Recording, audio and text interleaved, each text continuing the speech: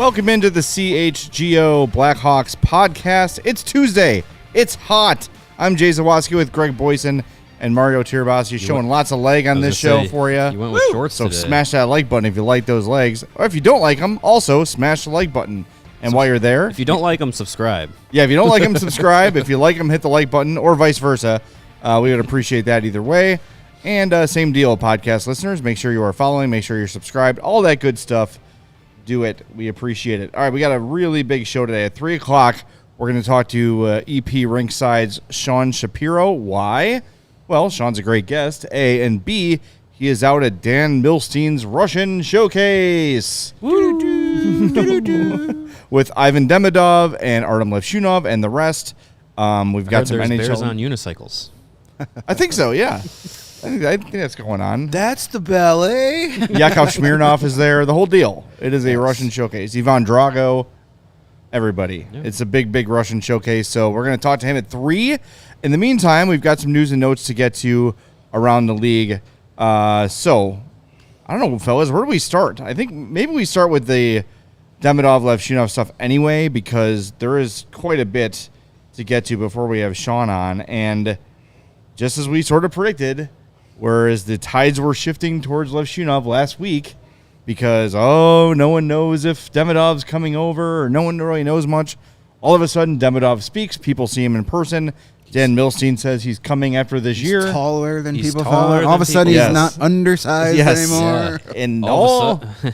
In He the matter of might go hours. number one. Oh, Yes, in a matter of no, hours, he's the tide has shifted, Yeah. and there seems to be a lot of excitement now around Ivan Demidov. And again, just to reiterate, Dan Milstein basically flat out said he is not signing another deal in the KHL. After this season, he's coming to North America. Yeah. And I think that changes a lot. That's his agent. That's the guy that signs the contracts. I mean, he's not a guy, he's a respected agent. He's not one of these fly-by-night, I'm his cousin, I'm his agent type thing. This is a well-respected agent who represents a lot of players out of Florida. Mm-hmm. So I think you could take him at his word. Out of Russia. Right. That's what, Same thing. So, I think you could trust him when he says it, because why would he want to say something that bold and not have it come true? Because that's, as an agent, that's not a good look. Right. And that's going to affect his clients down the road. So, again, things can change between now and next season, but that would mean KHL season starts earlier, ends earlier than NHL. That means it's a potential you draft Demidov, and he could be playing for the Blackhawks by March, maybe, and play the final 6 weeks of the NHL season. Yeah. Very tempting. Depending. Do it. Yeah. Yeah, and, a good agent works on the behalf of, their client and the players, so I don't think he's going to put anything out there that the player wouldn't want out there. Right. So if he's saying, you would expect him to come over to North America as soon as possible, okay, that's what the player expresses to his agents, what the agent expresses to the public and to to the scouts and executives and all that. That should be the message out there, and that should be the expectation. So Demidov spoke to Scott Powers, who published his piece a little bit. Scott Powers is there as well, and he asked Demidov straight up, when do you expect to come? And he kind of said, we'll see what happens. But again, according to Shapiro, we'll ask him again at 3, the Hawks, or Milstein, the agent, said he's coming after this season. Yeah. Well, and to bring Levshunov into the discussion, he said the same thing about returning to Michigan State.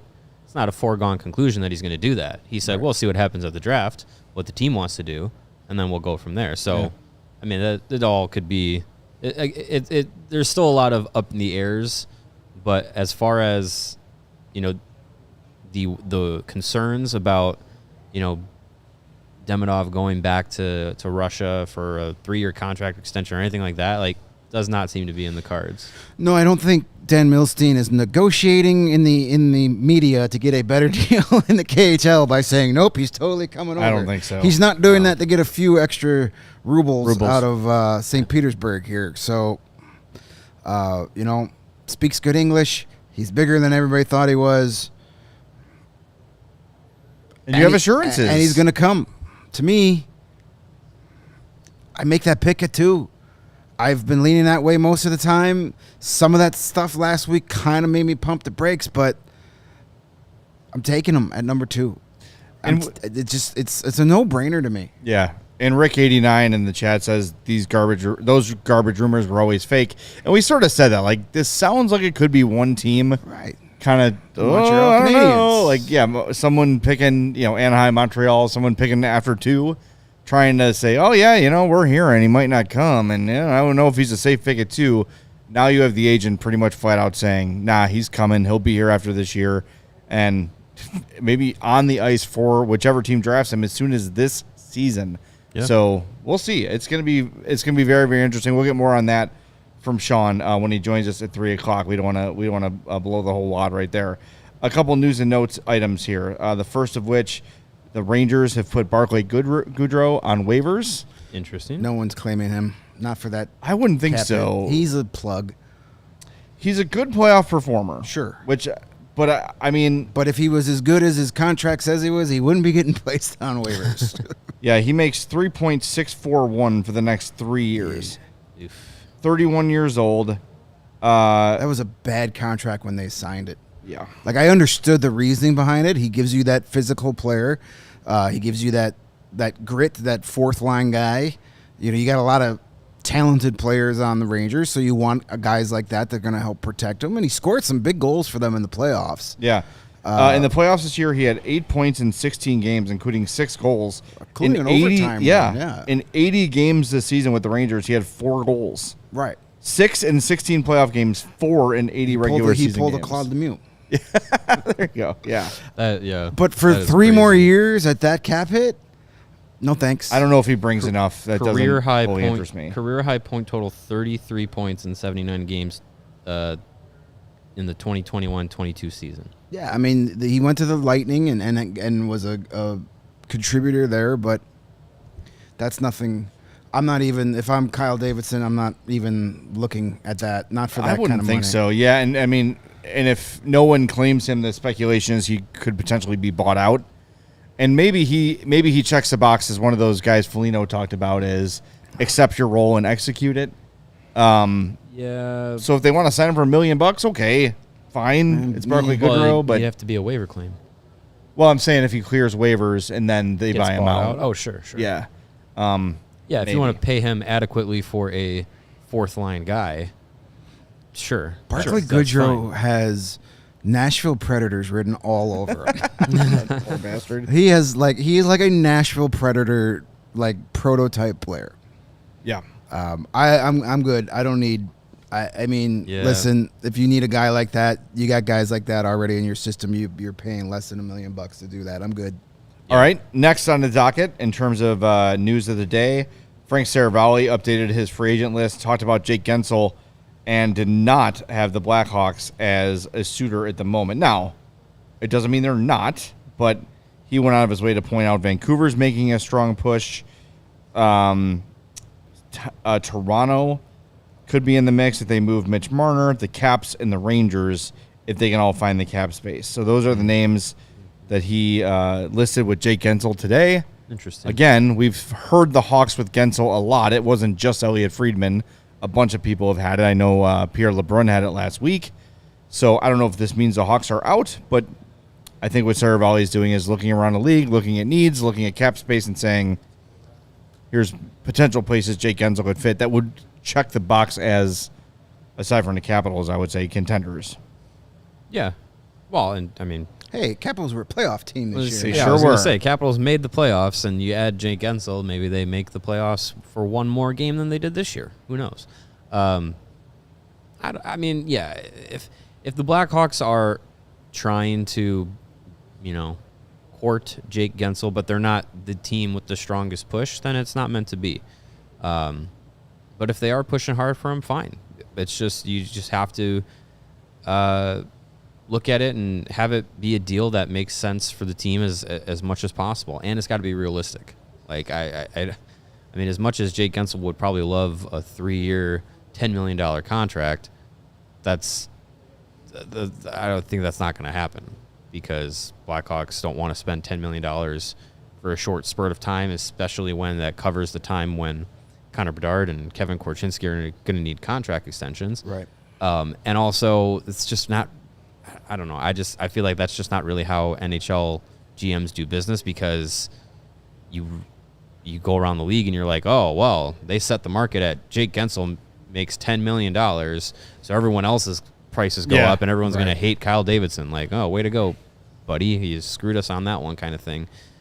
And then, too, I don't know if Guentzel would want a short contract to be a free agent at 33 years old. I don't know. I feel like the Guentzel thing, like, it makes sense until it doesn't. Yeah, I mean, as I've said all along, this is not the time for that kind of an addition, that long-term big contract. So while it was fun for a few days, and who knows what happens, there's always a surprise out there. Yeah. But I don't. Even when Friedman first said it, I didn't think it was that. It just doesn't seem like what they want to do. It's again, like Right, we talked about yesterday. We did our ideal, better and not give up a 6-year exactly. contract. And those like, are two different things. When we did our ideal offseason show yesterday, we talked about Guentzel for 4 years or less. Well, he's not going to do that. Yeah, I don't think he's going to do that. All right, another note before we hit the break zone. Again, according to Frank Saravalli, the St. Louis Blues are shopping. Wait for it, Brandon Saad. Third time's a charm. Oh, baby. Brandon Saad makes $4.5 million this year and next. He's 31 years old. I'll take him over Barclay Goodrow. He is coming off a 42-point season, 26 goals, 16 assists for the Blues. Any interest in Brandon Saad returning to the Blackhawks? Bring him home. Let's go. I mean, 2 years at Saad what? father. 4 point what? 2 years at, sorry, I just navigated away from his page. 4.12 or something. 4.5. I mean, that's slightly more than you're paying for Foligno and Dickinson. Slightly. Same timeline. I'm not advocating it. I think it makes good, a ton of sense. Man, but it actually does. It makes so much but that's sense. the guy. That's the guy that actually kinda accepts does. roles. Yeah. That's a guy that plays. I mean, Penalty kill, power play. I'm not power forward. advocating for it, but I wouldn't be mad if it kinda happened makes either. A lot of sense. It seriously makes a ton of It sense. would be hilarious. God. It would be so funny. That is such a he who shall not be named move. It but is, but if it this costs- time it makes sense. if it costs you little, Yeah. sure, Third or fourth round pick for Brandon Saad to come back. sure. I guess. I mean, it's You don't not. have a fourth unless it's a future. It's not my top of the priority list, but if it's Brendan Saad and another forward and a veteran defenseman, that's your off season. Say it's Brendan Saad and I don't know, Jake DeBrusk and Chris Tanev, that's your addition. You're a better team. That feels, though, I will say, That that trio feels like a kind of an off season, Right. Because the stuff we've been talking about, it says it is a better team, but It's better. I would still be like, that's it. Mm-hmm. I want to shoot a little. Like if Brendan Saad is if you make 3 moves this offseason and Brendan Saad is considered the worst out of the 3, then fine. that's a good off season. If Brendan Saad is your best move, it's a bad offseason. Yeah, no. Steven says the prior GM would send the number 2 pick for Brandon Saad. Probably. Jeez. I like Brendan Saad a lot. I think he would be a good addition to this team, but do the Blues want to trade him within the division? I mean, I don't think it's at the point where he kills you. I mean, it would be fun that he comes back and then scores the game-winning goal in overtime at the Winter Classic to help the Blackhawks beat the Blues. Be fun. Yeah. Again, if it's part of multiple moves and it's like the least exciting of the moves, then okay. Then that's fine. Illini McGee says Nate just is better than Saad by a mile. Yeah. Yes. Nobody's But you saying also don't need to different. trade 18 and a prospect and a bunch more to get Saad. Of course. If the offseason is Natchez and Saad, awesome. Very awesome. happy. Exactly. Yeah. Yeah. All right, we are in the break zone. Greg's going to tell you about Shady Rays. I'm going to tell you how to choose chill. All right. Well, since you already told them what we're telling them about, we Yeah. don't have to even say the reads now. That counts, right? Do we just do the those are break? reads? Done. All right. All right, nice. Cool. back to the hockey. Sweet. No, hey, it's sunny outside. It's going to be sunny outside for a while. It's going to be hot as hell these next few days. So get ready for that sunny season with quality shades built to last. Our pals, our friends at Shady Rays have you and your eyeballs covered with premium polarized shades that won't break the bank. Shady Rays is an independent sunglasses company offering you a world-class product rated 5 stars by over 300,000 people. That's a ton of stars. Their shades have durable frames and crystal clear optics, making them the perfect choice for all your outdoor adventures, whether you're camping, whether you're hiking, whether you're playing softball, or sitting in traffic on the Kennedy. You are bound to find the perfect pair to match your style. They probably even have a style in your favorite team's colors. I love my Shady Rays. I wear them all the time. I've got one of my half a dozen pairs with me today. Been a repeated customer of theirs long before CHGO was even launched. So I'm not just talking because they're a sponsor. I love the product. So exclusively for our listeners, Shady Rays is giving out their best deal of the season. If you head over to shadyrays.com and use the promo code CHGO, you're going to get 35% off your polarized sunglasses. So you can finally try for yourself the shades rated 5 stars by over 300,000 people. A lot of people. That's a lot of people. I wonder if that many people chose chill yesterday. Maybe. They should have, because it was hot as balls. It remains hot as balls. And when you talk about like the chill mindset, I'm literally talking about cooling off my body. And that's how I'm choosing chill today. I've got my, look at how blue those mountains are. White blue. Those are super blue. Cold. They're almost purple. It's beautiful. Beautiful. There you go. Very blue. Every time we choose chill, we also choose Coors Light because it is mountain cold refreshment, perfect to cool you off on a hot summer day. And even if you're going with the figurative chill of, man, I'm a little stressed, too much is going on, I'm stuck in traffic, it's hot, I hate it, I don't want to be here anymore, I live on the surface of the sun right now, and it's also humid.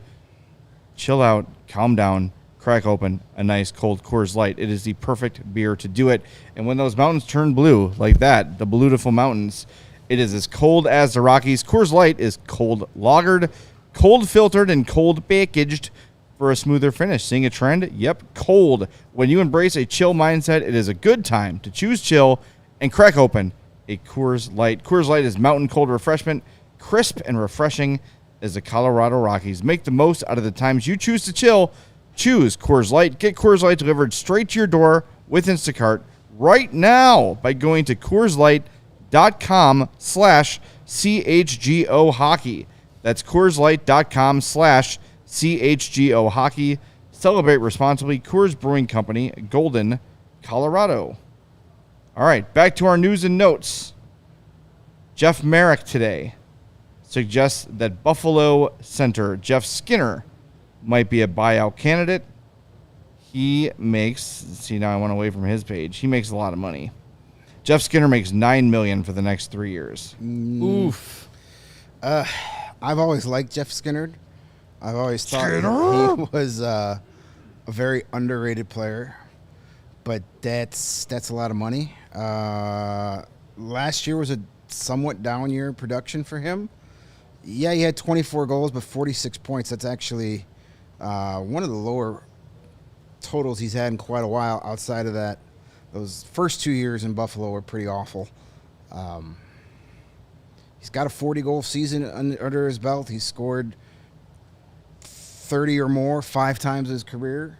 He's sort of up and down. He is very like up you and look down. at his stats like year to year. Yeah, It's there's a like lot of injuries too. 46, 82, 63, Yeah. 23. Like it's all over the place. And what is he? He will be 31? 30. He's already 32. He turned 32 in May. Oh, Lord Hossa with an idea. Yeah. If the Buffalo Sabres like to attach their number one pick to Jeff Skinner to take him off their hands, I don't think they're that desperate to get rid of him. I wouldn't think Yeah. so. If but they're willing to buy him out, Yeah, I they're was not. say. They're not that bad. They're already talking cap-wise. buyout. Yeah, they're talking buyout, which means they've already called around the league, dangling him out there and getting no offers. Yeah. So Or somebody came back and said, yeah, we'll take that contract if you get it. And they were like, no, thank you. We'll just buy him out. Right. As of now, They're clearing cap space to get Patrick Kane. maybe they have $23.5 million in cap space, but they need to sign 1, 2, 3, 4, 5. They've got a lot of their young 6, 7, 8. guys. And they have no locked goalies in. under contract. Is that good? That's Yeah. a bold strategy. I mean- Devin Levi's under contract. That's yeah, it. and you still Oh, got and he's on a- Ukko-Pekka Luukkonen's an RFA. They'll bring him. Like, Yeah. he'll be fine. Can't let him go. He's got the best But name. again, needs $23 million to get a lot of guys signed. So Yeah, I feel like they'll probably land on a buyout because I don't think anyone's trading for that contract. Right. And if he is bought out, sure Jeff Skinner at not his current going rate. I'm not opposed to that on a short-term deal. Maybe he needs to do one of those one-year deals with a team to prove that he's worth a contract, and Still got something. he'll play top 6 here. He'll play power play here. Yeah. If he wants to come here for a 1-year, $2.5, $3 million contract, sure. making a hell of a lot of money that year to do Yeah. that. Yeah, I he mean, that's would a $12 be. million season. I'm Not- fine with that, not but bad. not something I'm actively pursuing. But if it falls in your lap, Well, sure. I think the bigger picture of all these sort of things is, as we have been over the last few weeks, like focus on Natchez and focus on Guentzel and focus on those guys. These sort of things, More guys are going to pop up. they're starting to seep out a little bit. Like, and as the Cup final ends here, whether it's tonight, whether it's Friday. By the way, if the Oilers win tonight, Friday night we're going to be at Salerno's watching Game 6. So make Let's note, go root for the Oilers. Oilers so we can go Let's get. go. Speaking of the Oilers. Oilers, did you? Well, all right, you finished that thought. I got to look this up. No, I'm just saying, like, the point being is you're going to have the opportunity to get guys that we haven't even thought of yet. Right, guys are going to be out there. Yes.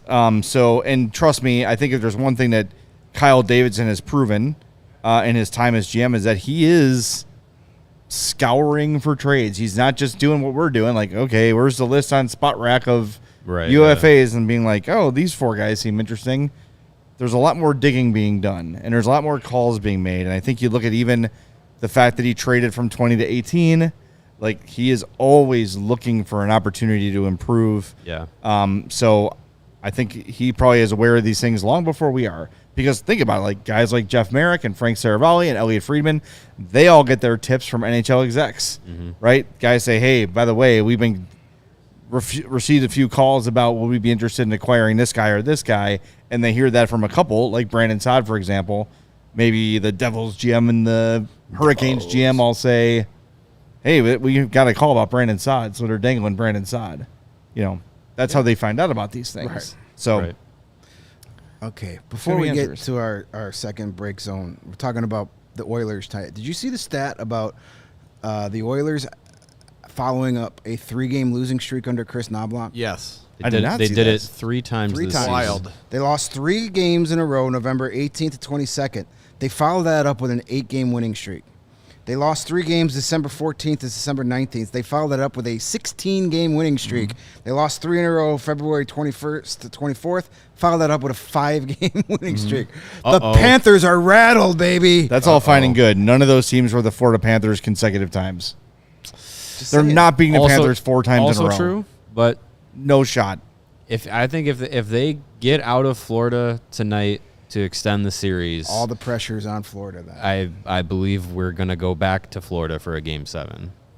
Because I think if this Oilers team gets rolling, and you get good enough goaltending out of Stuart Skinner, I mean, we saw it in Game 4. Like they can flip a switch. They have two of the best guys that can flip a switch in the league. And So they've dug I don't themselves know. out of holes see. repeatedly this season.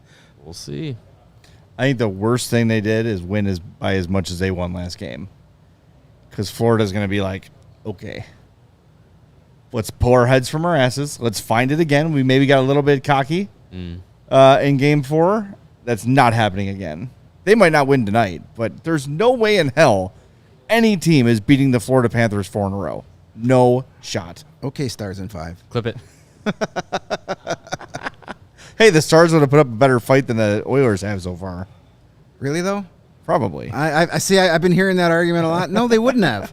This is a team that lost 3 in a row to this Oiler team that was getting their asses handed to them for 3 games. They Enjoy wouldn't your have put ass. up a better fight. If they would have put up a better fight, they would have beat the Oilers. We'll see. You guys are betting now that the Oilers are going to win 4 in a row against the Florida Panthers? I'm not betting it. I'm just saying. I'm The rooting. precedent has been set. All I'm rooting for is Game 6 I'm so I rooting can for go a get some game pizza. 6 so we can go to Salerno. That's it. Yeah. That's all I want. to do. I don't if care we what get happens. to that point, then I'm rooting for the Oilers to win because I don't want hockey to end. Right. Yeah. Oh, sure. Yeah. That would be an amazing Game 7 Yeah.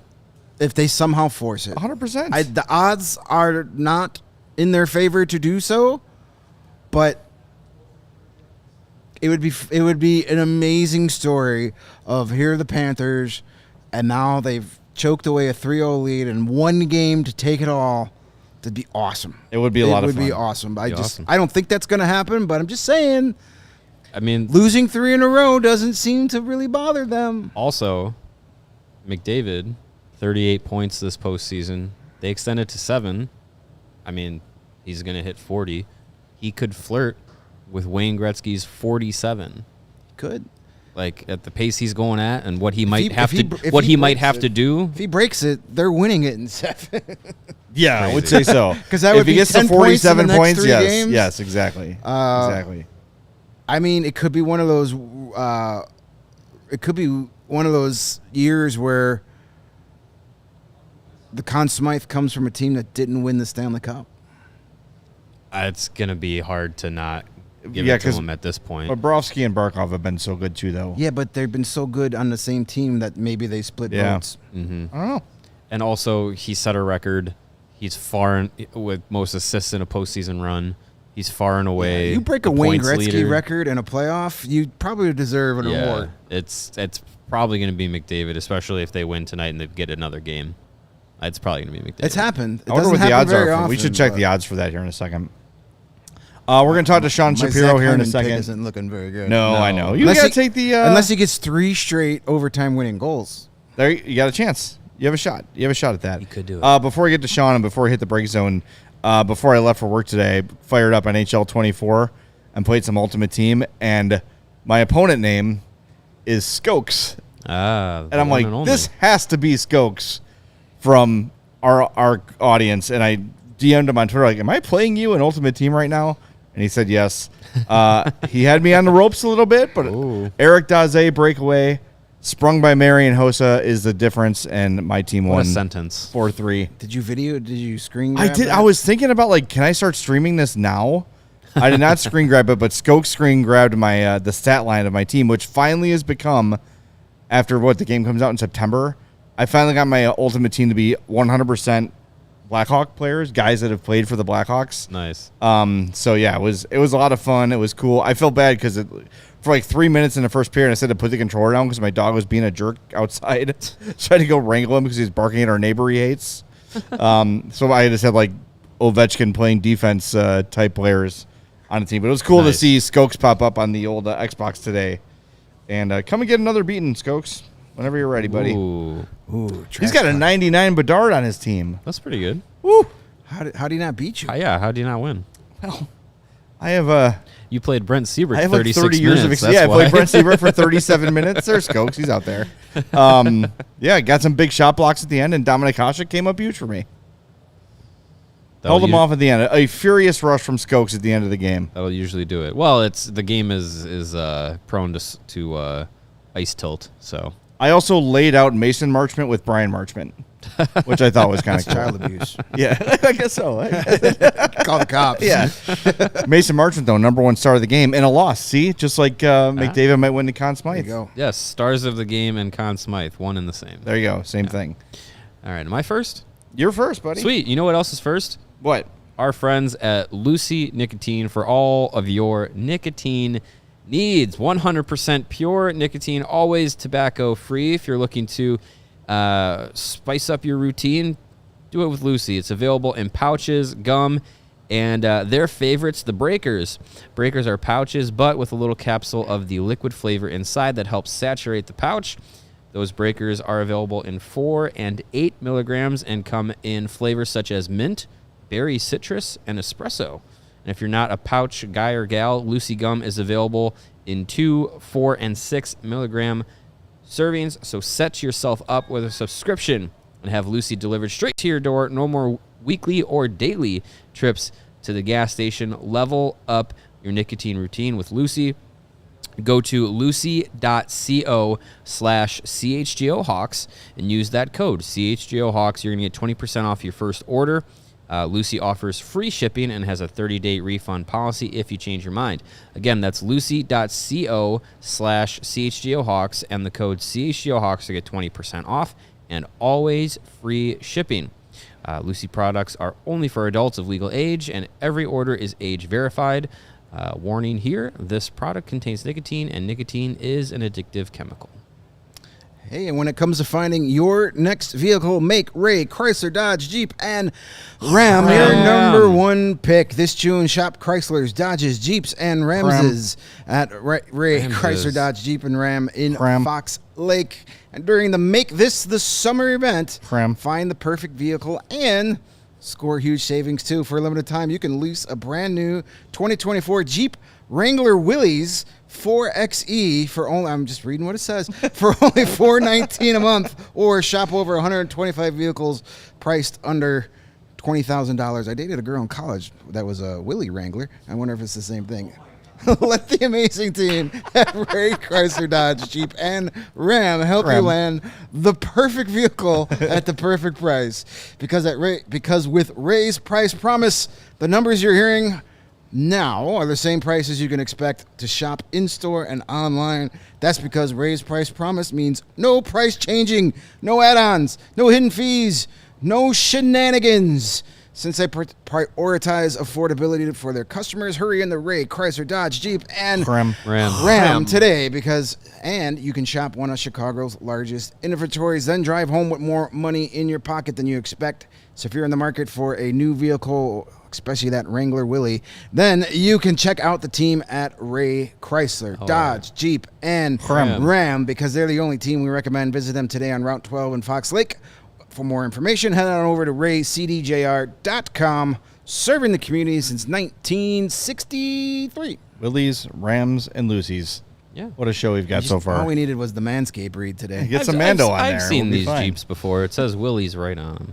All right. All right, let's go out to the guest line. Why did I say that? The hotline. Hotline. We're just practicing. Go out to the camera and bring in our buddy Sean Shapiro of EP Rinkside.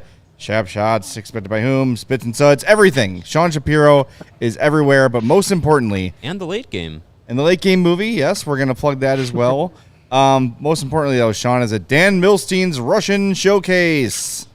What's up, Sean? How are you, man? Yeah, I'm good, guys. Thanks for having me on. Yeah, I'm down here in Florida right now. I hope did the attempted hotel room setup where hopefully made the bed and everything in the background, so we're all good. And yeah, I'm down here in Fort Lauderdale. The Cup Final obviously is the big thing going on right here, but at the same time right now we've got the Gold Star Sports Agency, Dan Milstein's agency. They've got about 22, 23 players down here basically for a 5-day camp that they're going through the draft, they're getting ready for the draft. Probably about 14 or 15 of the guys are actually draft eligible. But yeah, the big one for, obviously we're going to talk about some guys that are really interesting for you guys in Chicago, I'm sure. That's for sure. I saw your notes here. I'm not going to spoil them, but we have heard over the last week, there's just a little bit of a shift. People are afraid Demidov's going to re-sign in the KHL and not come here, and we felt the tide sort of shift, at least in our minds, with the Hawks from Demidov to Levshunov. Does that change in your mind now after today, after Milstein basically says, in your words, that he will not return to the KHL? Does that certainty now change things for the Hawks at 2? I think so a lot. I think there's going to be a big thing for Chicago tonight.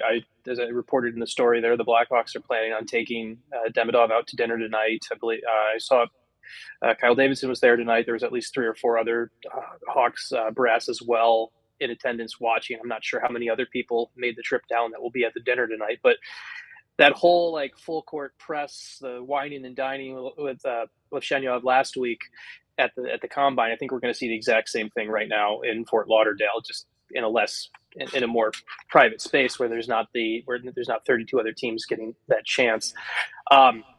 But Demidov, to me, and it's interesting because I'm like a lot of the teams. I saw Levshunov a lot this year. I'm based in the Detroit area. I saw him play at Michigan State quite a few times, and I'm very impressed with what Levshunov brings as a defenseman. This was my first time meeting Demidov. I didn't see him skate because he's working, coming back from an ankle injury. He should be able to skate in about 2 weeks, he told me. But there is, within 10 seconds of meeting the kid, any quote unquote Russian factor just disappears. I mean, he speaks. He's worked with an English tutor all season. His English is really good. I spoke to him without a translator today. The secondary agent for Gold Star, Vlad Spector, was around because there was a couple times where I asked him a question where he didn't know the English translation or a slang or something like that. So he asked Vlad to help him with a couple words here or there. But I sat down with him without a translator. He's worked hard on that. The size question where everyone's like, is he too small? I mean, I put this on Twitter. Like, I'm 5'10". I always joke like I'm the average American height. So like whenever I look at a player and I talk to them height wise, I can tell whether their height is actually accurate or not. Like, so for example, there's some guys who are clearly not 6 foot because I can see eye to eye with them. Demidov is, at least in my estimation, at least 6 foot. He's at least probably 2 inches taller than me. So I don't see much of the size issue. And then Dan Milstein basically said he's going to play in the KHL next year. He's got one more year on that deal, but I honestly would be stunned if he doesn't play NHL games for an NHL team at the end of next season. I think that's really the factor here. Okay, that's very important. I want to put a pin in that. Did you say the other agent's name was Vlad Spector? Yes, it is. That is awesome. That is like the most metal name ever. Yes. Vlad is Dan's second in command at Gold Star. So when you hear that "We Are Gold Star" slogan that Dan puts on Twitter, it's clearly led by Dan, but Vlad is his second lieutenant with that name, if you want to go with that. So sounds like That's awesome. Rhythm guitarist for Judas Priest.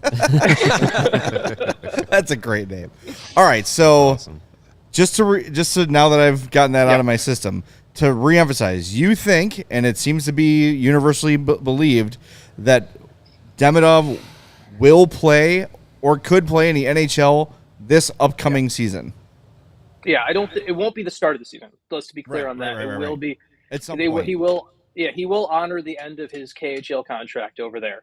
So he will play through the end of that, but knowing how the season goes and the time goes, essentially once his KHL season ends, I would expect him to sign with whichever NHL team drafts him, and they will likely play him. That would probably be, obviously there's a lot of factors between here and there, but there's no flight risk. There's no Kaprizov type situation where you might see him sign a contract extension or whatever. In fact, I asked Milstein about it today, and Dan pushed back pretty hard against it. He's like, you look at his history with a lot of his clients, there haven't been many guys who were Milstein clients when they were in Russia that signed the extension. There have been clients who he's picked up, who have dealt with that, who he's picked up away from other agents.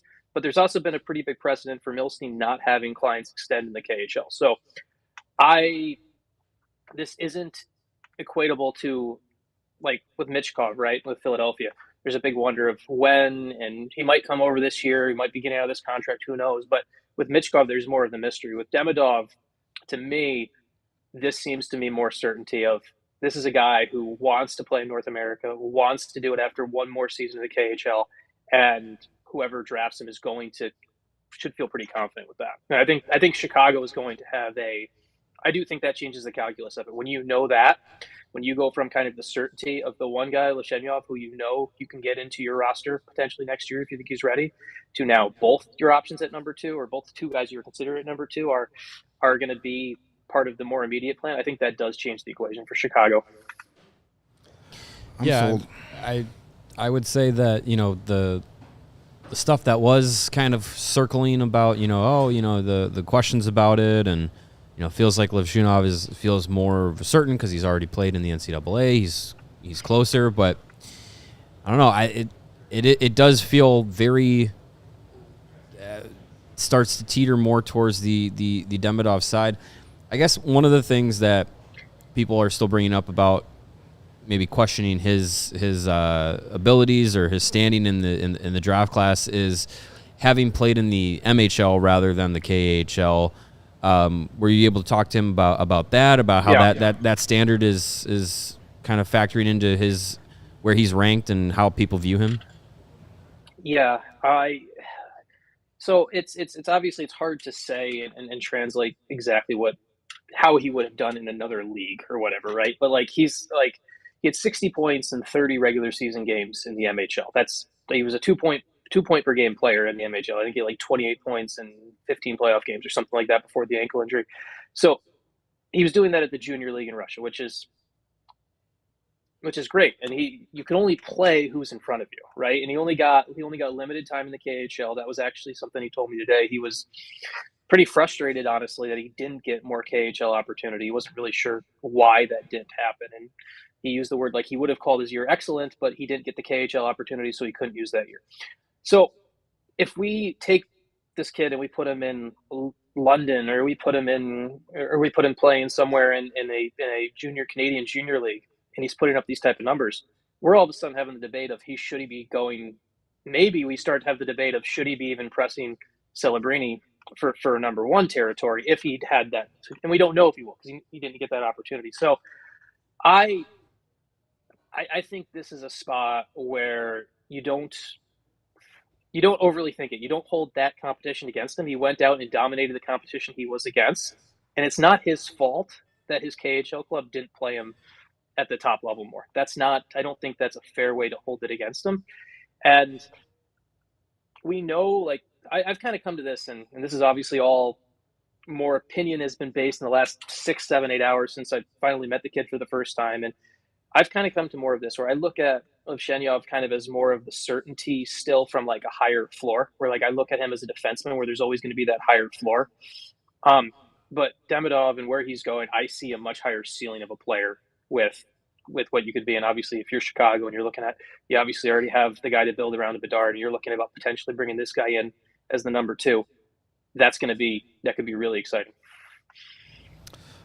Yeah, I mean, we've had to debate since the draft lottery, Demidov or Levshunov, and we've thrown in a little Caden Lindstrom in there too. But if the Hawks decide they want to go with that right-handed defenseman and it's Levshunov at number 2, you've seen a lot of them. Like what are the Hawks getting if that's the pick at 2?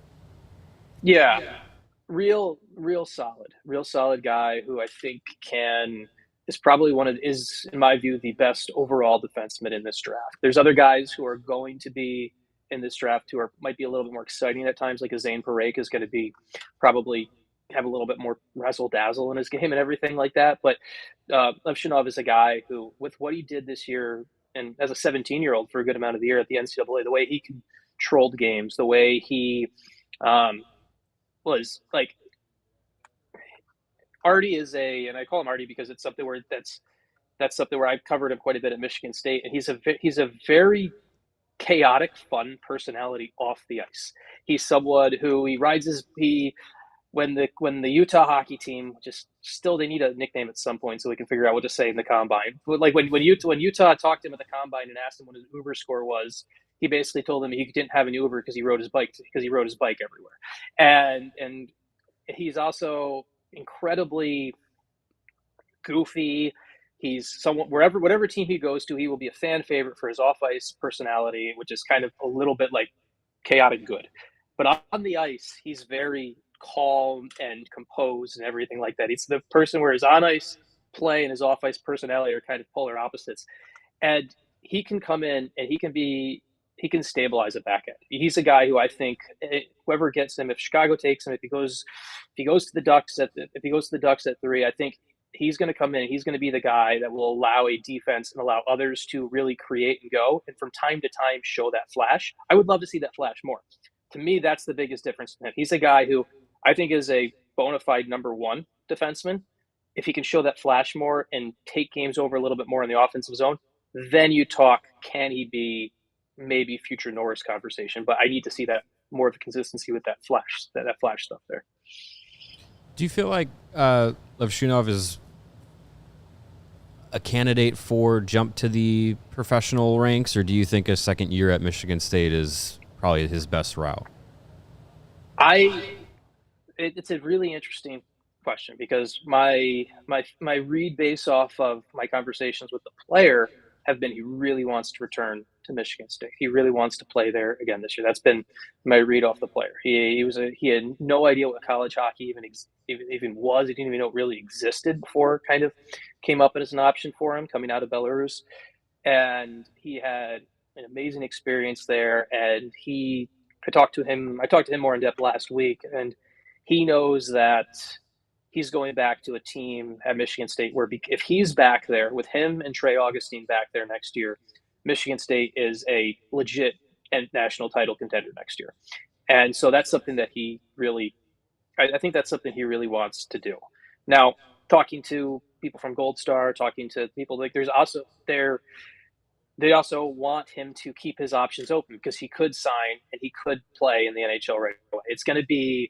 It's really probably going to be how whatever the team that drafts him, it's probably going to be how much they push one way or the other. Because if the player's going to get to decide, I bet he spends 1 year at Michigan State, tries to win the championship, signs and plays NHL games at the end of the year.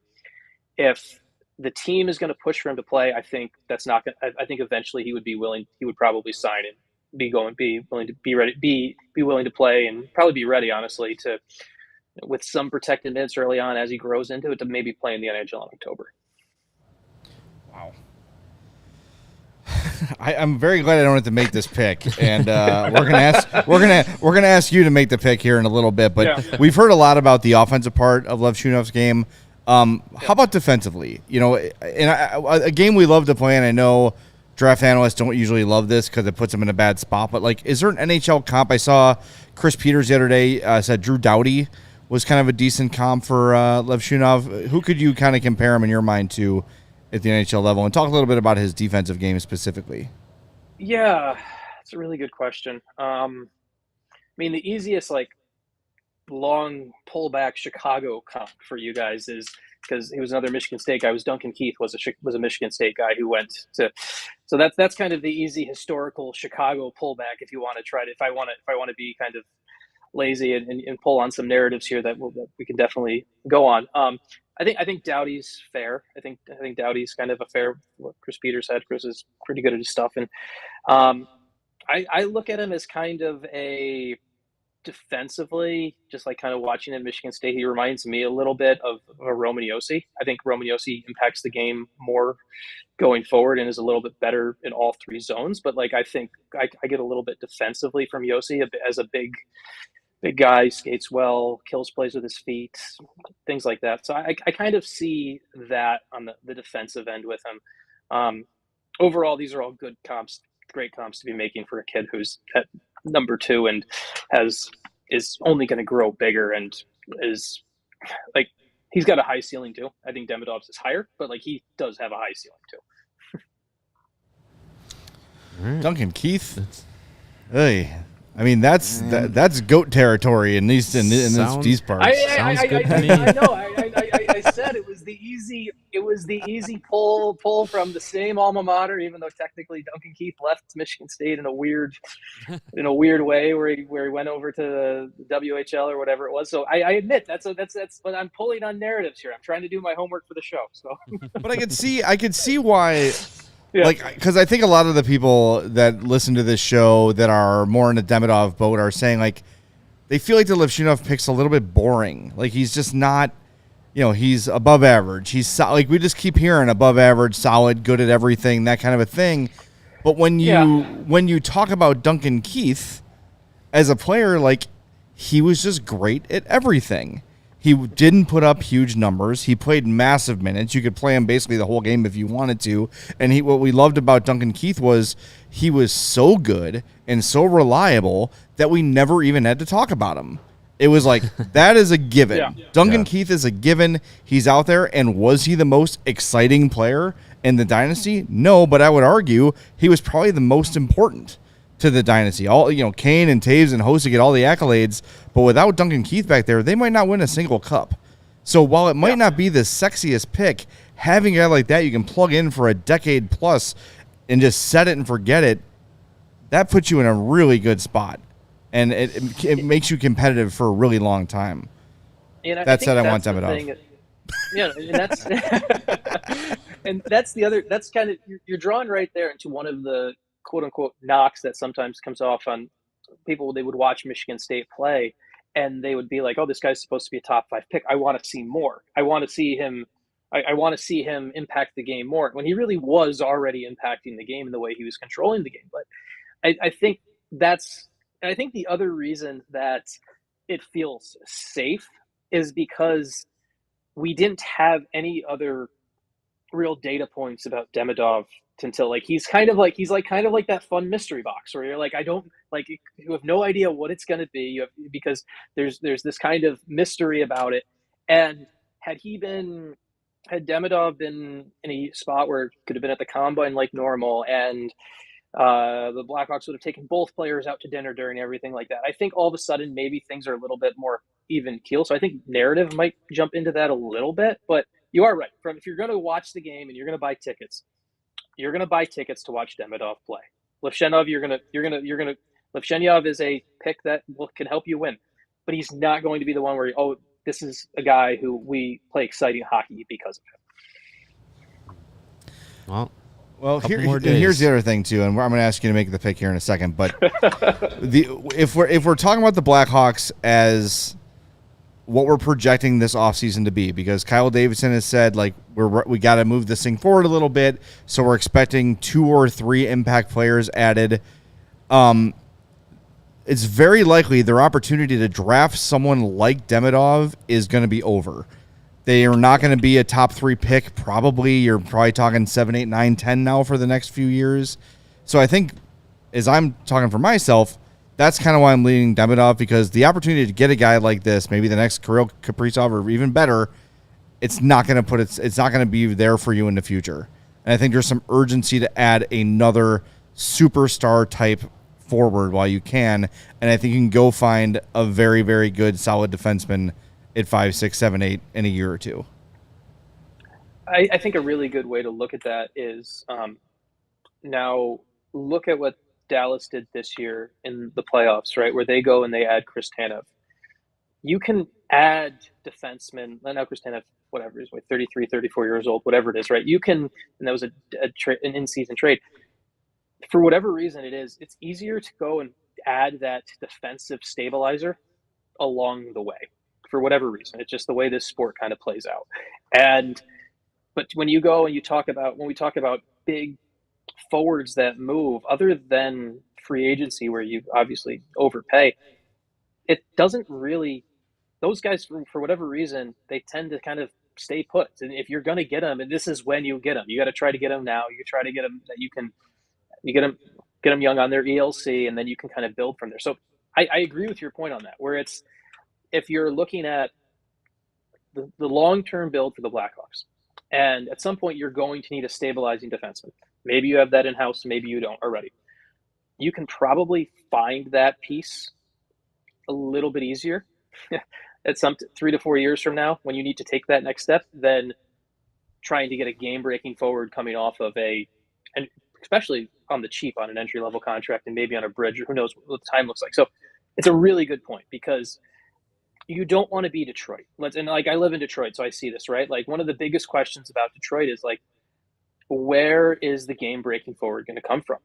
That's one of the biggest questions. When Detroit didn't win the lottery, and now they're kind of taking this next step in their rebuild, and they kind of go through everything. And yeah, Lucas Raymond's going to get a nice extension soon. He's been good, but Detroit missed their window to take that guy, and they also never won a lottery the proper way to do that. And so you don't want to be, when you have the opportunity to do that, to avoid the problem that's happening in Detroit, where the question is, where is that game breaker? Where is he coming from? How do we get him? If you have the chance to take him, that's why at number 2, you really need to capitalize. And if you're the Blackhawks right now. Works for me. Make the pick. Do it. Let's get to Vegas. Let's make the pick. I mean, if the Blackhawks defensive cupboard was completely bare, then I'd be probably leaning more to Levshunov. But you've got Alex Vlasic, who is shaping into being a top pair defenseman. You have Ethan Del Mastro on the way, who had a great first pro season in the AHL, could be another solid guy. Nolan Allen's developing. You have Sam Rinzel coming in a couple years. To me, it's a no-brainer. You get that second game-breaking dynamic forward that very few teams have one, let alone two. It's just too easy of a pick for me. Yeah, it's I had admittedly before today, I had my own just because it was just the natural reservations where you don't know. He's a mystery. You don't know about him. And obviously I only had my own personal, I sat down with him for 5, 6, 7 minutes, whatever it was, talked to him. But when you look, for me, it's come to that. And I don't know if I'm being asked to make the pick yet or not, but like I'm at the spot where if I'm Chicago, I'm taking Demidov. That's my pick because I think the goal is to turn this rebuild into something where you're celebrating another Stanley Cup, right? And you look at, to take that step, you're going to need the teams that do it. They've got multiple game breakers. Look at the Cup Final right now. You've got in Florida is one win away. Obviously, Barkov is an all-world player and everything like that. Part of Florida taking the next step was trading for Tkachuk, and they had to spend a lot of assets for it, but they traded someone else to do it, and it took a lot of capital to do it.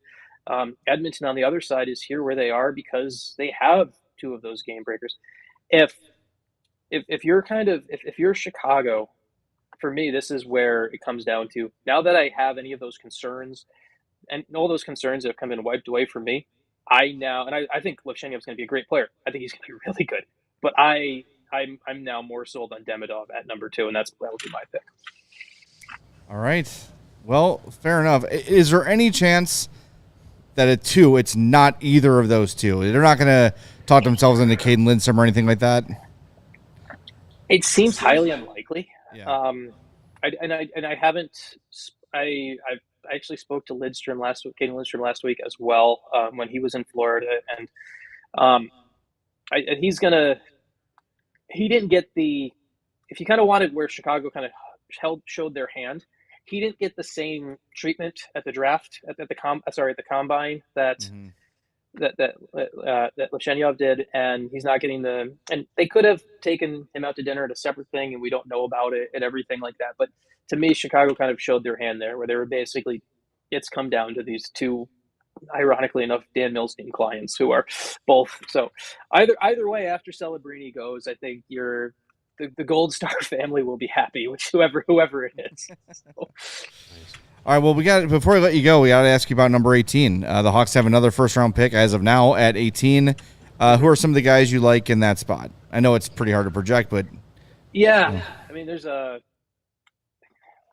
I think the other thing with this draft, and I'd have to pull up our whole draft guide over at EP, and I'll give a good plug for that because it's the most in-depth thing you'll find as far as draft guides go.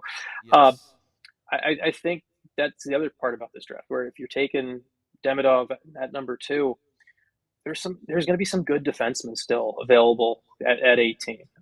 There's going to be some guys who someone's going to have to fall at some point. You're going to have I don't even you could maybe see it might be a little bit early for an EJ Emery, but you could see like an EJ Emery there or something like that. I think there's a lot of really good options for Chicago when you're looking at building this draft class. From you get your future number 2, and I mean, just you guys, I'm sure have talked about this a lot. Like the way Bedard changed everything for Chicago. It's not just what you've seen him do already on the ice. It's the fact where Frank Nazar has gone from having to be the savior of a franchise to just being this incredibly awesome guy riding shotgun to Bedard. And now you add in the fact that you're going to be able to bring in a player like Demidov potentially. If we go with my pick there, your forward core right there, those are 3 guys you can build around incredibly well from up the front. And you can take some, not risks, but you can take some chances on some of those other defensemen at 18, and it's a really good spot to be. If Chicago get Emery at 18, I think that would be a good one. That's kind of one where I'll go with right now on that one. I like that idea. Yeah, that worked. I saw that Igor Chernyshov had a little trouble with the sun there, but were you able to get a chance to at least talk with him? I know he wasn't doing the skating or the working out. He did not come to the rink today, but he was. So that was the reason it was. But they had to. I think for the poor kid, the only reasons they had to be able to go and explain to everyone there of why he wasn't skating, because it was they got the list out there with why and I did not get to talk to him today because he was spent a little bit too much time in the sun, and I think was healing up so he can get hockey equipment on for day 2 of the camp tomorrow. So. Yeah, he's another one of those guys in that range that is interesting. So I would like to see what the report is of him when he does get on the ice out there.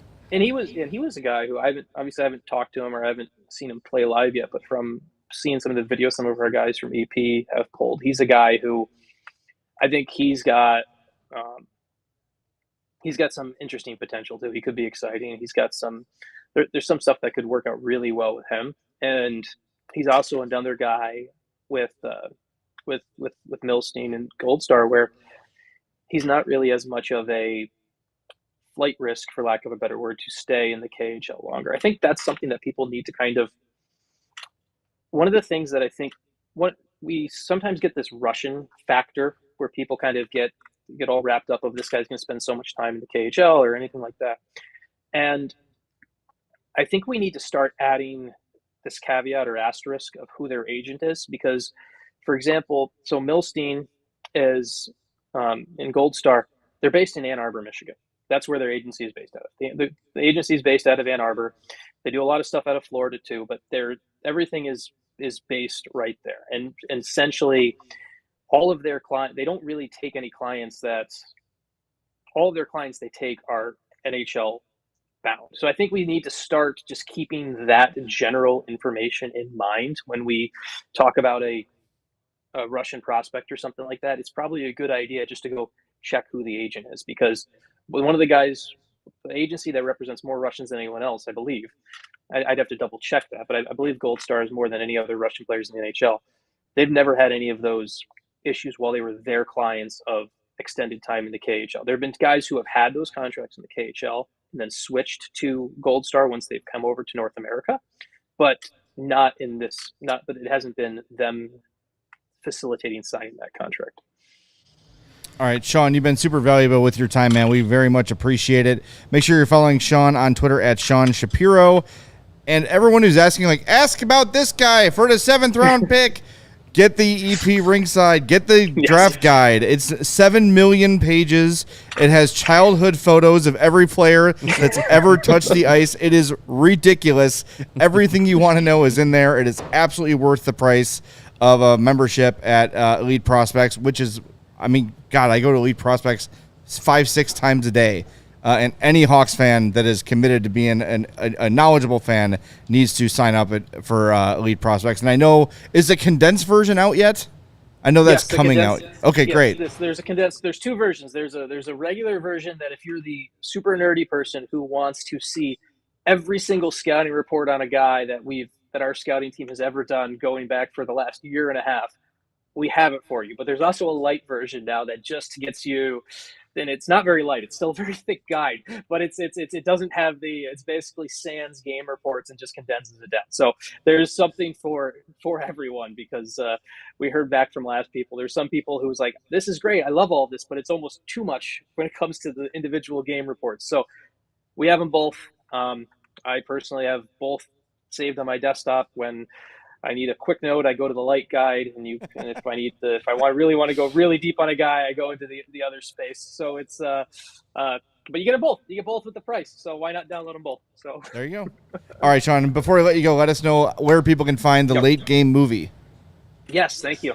So we are. If you go to thelategame.com, it is I think last time I was on with you guys, we were there promoting an event with the Chicago Wolves, and that went really well. And I was actually on the phone earlier today with some people from the AHL about trying to do some similar events around the AHL later this year, or upcoming season. So but in the meantime, you can go stream it at thelategame.com. It's on Prime Video. Our URL, thelategame.com, will take you right to that.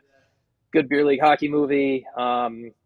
We're about to, in theory, might not have any more NHL games to watch after tonight, so it'll help with your hockey fix when you're trying to fill a warm summer evening. So that's my elevator pitch. All right, Sean, we appreciate it, man. We'll talk to you soon. Thank you. Yeah, thanks a lot, guys. Thanks, All right, Sean. that's Sean Shapiro from Elite Prospects. Awesome stuff. Boy, I am sweaty from that. I want both. Can I Yeah, get want both? Yeah. Trade with Trade Anaheim. Taylor, Radish, and 18. Trade with Hey, Anaheim. I'm sure Yeah. the Ducks will give us Trevor Zegers and third and the overall. third overall. Yeah. pick. Just Yeah. for Lucas Reichel. It's gonna happen. Don't throw forget in to throw Kaiser. Louis Crevier in there, Yeah. too. Yeah. Crevier. Crevier. Yep. All right, that was awesome. Honestly, like, Lot of all great of my info. fears about Demidov are now gone, and that's the pick. A lot of great I'm not, info. I don't, Do it. you know, good. Thank you. All right, 2 super chats we got to knock out here. Brandon Sikora with a $2 super chat says, did y'all see Penger's tweet calling out Jeff Agrest? Yes, we did. We did. Saw it. And a $5 super chat from Brian, who says, will we ever see a Panarin situation again where the Hawks can see massive potential and sign an undrafted player? Oh, yeah, you see that all the time. All the time. Like, those European free agents happen often. Yeah. So, yeah. They have an eye for that. What's the last? They got Soderblom is one. right? Soderblom was one. Yep. Panarin was one. I think Ruta Eric- and Kempney were both. And Eric Gustafson was one. Was he? Yeah, Philip Bruce was one. Well, Gustafson was drafted first by Philly, then went. Oh, to yeah, Europe. yeah. That's right. David Kampf, I think, was one. David Kemp was Yeah. one. Yeah. I mean, you go back to Anthony Emmy, Yep. Antti Ranta. Those are all straight. Yeah, Hawks have a good idea. A good European. Pius Suter. Pius as Suter Brandon was says another as one. well. Yep. Blackhawks legend Dominic Cahoon. Cahoon. Yep. Cahoon and Matata. Who's the other guy? Kubalik. Kubalik, yeah. He was drafted by the he was Kings. drafted by the Kubalik Kings. was a You're right, draft. yeah. He That was was a a trade. seventh round pick. Yep, Right. my bad. Or something And like by the that. way, I see there's Yeah. some chat about Trevor Connolly in the chat. Pass. There is no way in hell the Blackhawks are drafting Trevor Connolly. No, No I know way. he's addressed his Sure. earlier discretions, but the Hawks are a franchise that cannot take the PR hit Yes. of drafting a kid like that, regardless of how talented he is. Fewer press not happening. conferences explaining your actions, the better. Yes, the Hawks. I Can't- just they can't just afford imagine the headline: Blackhawks draft Yeah. troubled prospect. And Right. Here's the story. Blackhawks draft swastika-loving teenager. Here's don't need that. Here's all You the don't screen need that. grabs from Yeah. all. Yes. He No, sounds thank like you. a kid that has realized he effed up. I hope he's genuine. Everybody got a ton of deserves talent. I did some Everybody dumb deserves. shit when I was Everybody 15 too. deserves. Yes, Yeah. everybody deserves second chances, but I prefer that second chance happening in any city but here. Yeah. Agree. All right, we'll talk to everybody tomorrow at 2:30 on your way out. Please hit that like button for us. We'd appreciate that. And make sure you're following us on all the social media. Twitter, we're at CHGO_Blackhawks. CHGO Sports on Instagram, TikTok, all that great stuff. As the draft approaches and everything goes on, a lot more content coming from us and from everybody here. So, yeah, check us out. We'll be back tomorrow at 2:30. Talk to you then on a CHGO Blackhawks podcast. We all silly like the mayor.